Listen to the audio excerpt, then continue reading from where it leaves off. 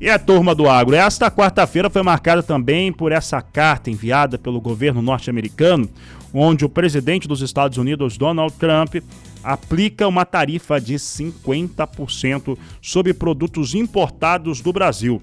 Essa nova alíquota, ela entra em vigor a partir do dia 1º de agosto. O republicano compartilhou a notícia em carta endereçada ao presidente Luiz Inácio Lula da Silva, aqui do Brasil, na sua rede social, a Truth Social. No documento, Trump atribui à cobrança, além de uma relação que diz ser injusta com o país, a postura do Supremo Tribunal Federal com o ex-presidente Jair Bolsonaro.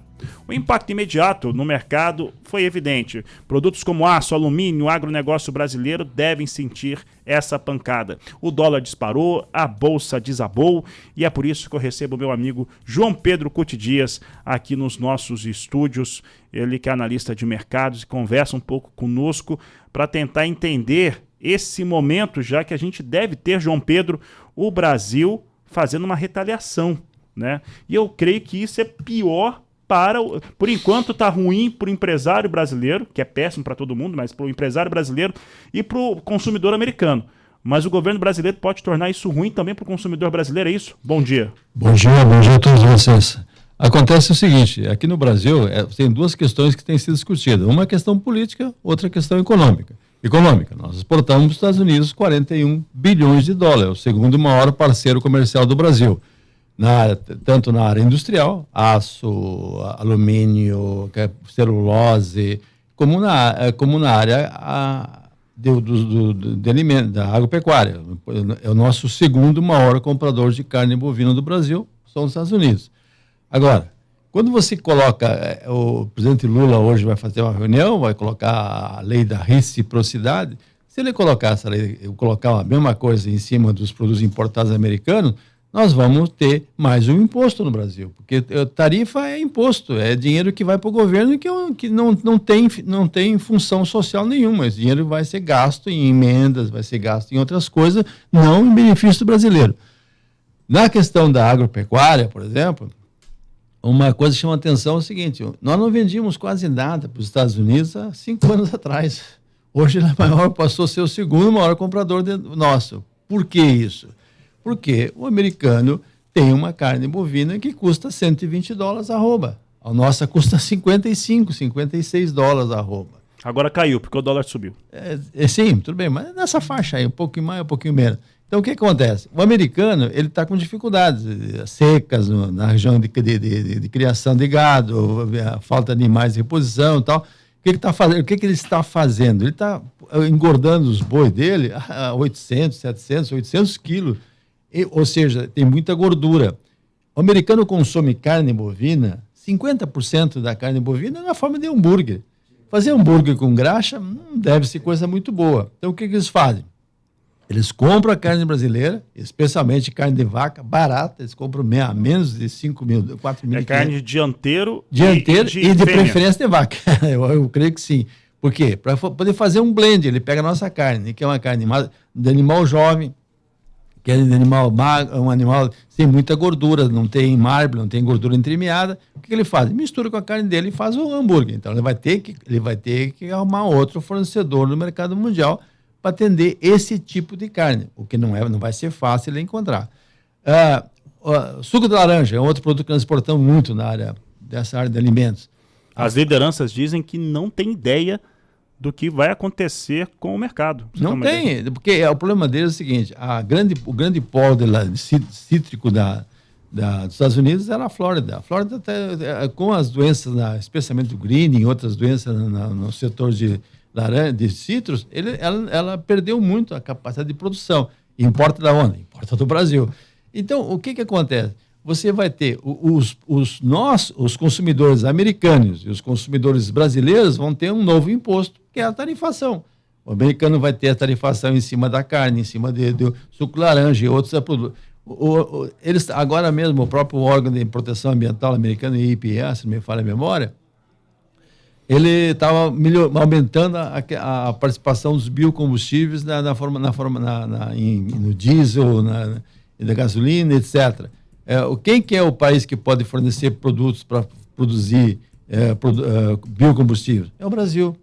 Hoje o nosso maior cliente de sebo bovino são os Estados Unidos. O sebo passou a ter um valor muito bom para o frigorífico por causa da exportação para os Estados Unidos. Para quê? Para produzir querosene verde, querosene de aviação.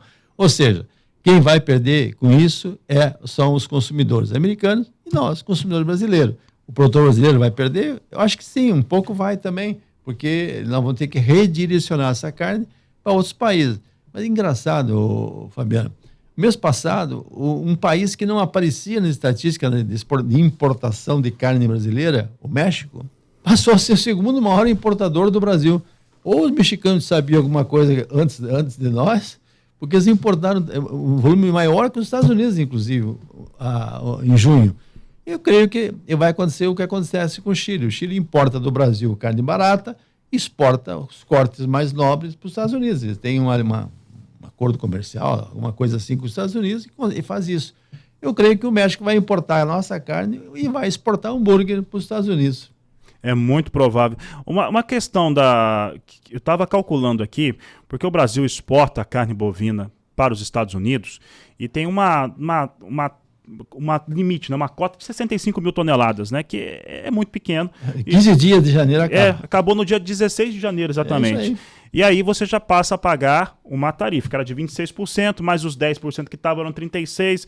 Com esses 50%, se é que vai entrar em vigor mesmo, vai para 86%. E, João Pedro, ela ainda é mais competitiva que a carne americana, por incrível que pareça, ainda é mais competitiva que a carne americana. A questão que eu estava pensando aqui, que se a gente pegar o primeiro trimestre, o maior exportador aqui do Brasil de carne bovina para os Estados Unidos é exatamente o Mato Grosso do Sul.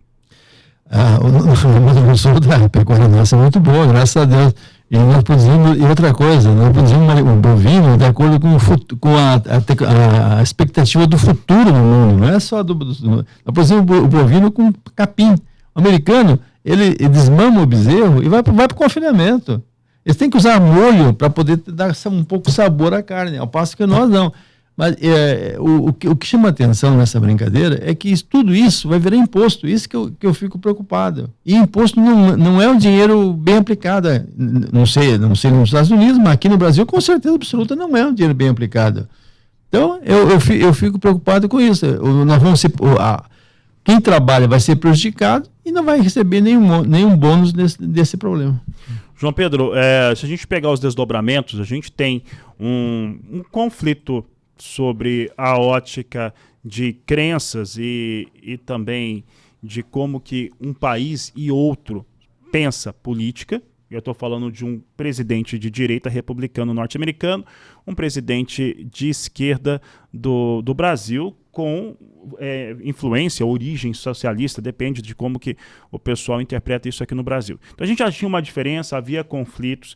Esses conflitos acontecem principalmente por conta das decisões de algo que não é do executivo brasileiro, que é do judiciário, em relação a empresas americanas de mídias sociais. Estão impondo um cenário que deve acontecer de qualquer maneira no Brasil. Mais recentemente, nesta semana, que foi terrível da relação Brasil-Estados Unidos, teve a reunião do BRICS. O BRICS quer negociar com moedas dos seus próprios países, o que é muito justo, né? Não tem por que você pagar 5% na origem para os Estados Unidos, depois pagar 5% na volta. Não tem relação nenhuma comercial com os Estados Unidos, mas eles ganham porque o valor é negociado em dólar.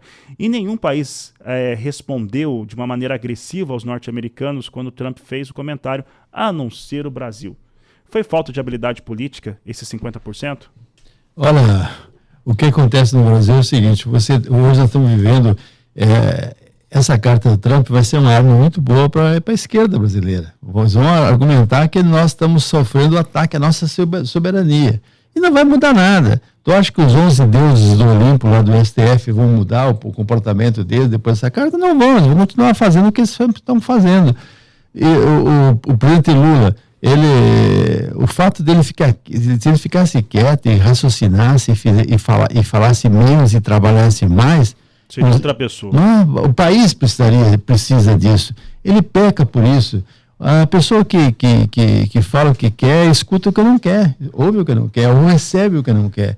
Essa posição do Brasil essa questão das moedas, eu acho que é uma questão interna dos países. Pô, eu vou negociar com a China abrir uma carta de crédito em moeda chinesa, eu vou arrumar uma... Então, isso tudo poderia ser resolvido em silêncio. Em silêncio. Agora, para que fazer esse escarcéu? É só provocar. E outra coisa, ambos, populista de direita, como é o caso do Trump, e populista de esquerda, como é o caso do Lula, eles querem plateia, eles querem espaço na imprensa, eles querem espaço para poder eles colocar as ideias deles, que normalmente são contra os interesses do país.